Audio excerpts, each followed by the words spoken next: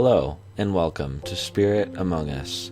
Luke chapter 6, verse 35. But love your enemies, and do good, and lend, expecting nothing in return, and your reward will be great, and you will be sons of the Most High, for he is kind to the ungrateful and the evil.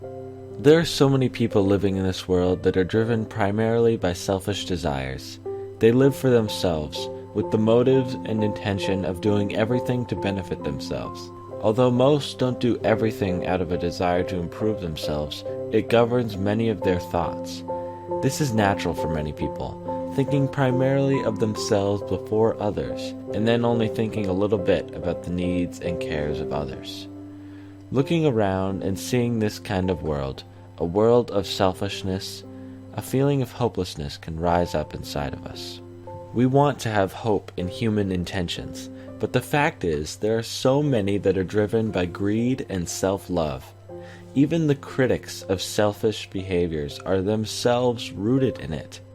When people look at this behavior in the world, it turns them away from any sympathy and selflessness they had, and they adopt the ways of the world. And that is why it is so important for us to shine as God's light. We have been given the ability to join in on the selflessness that Jesus Christ has shown us. He represented the least amount of self-love possible by any human, and he willingly laid down his life for us alone. There was no selfishness behind his intentions, but he simply poured out his love on us. Christ showed us and demonstrated that he is in no way selfish. So he is our example. He is the one we can look to as perfection and perfect selflessness. Being selfless is especially important when it comes to our lives in the community. When we are humbled by Christ, we will be more willing to look towards the needs and wants of others. We will be willing to give up our time and serve fellow members of society.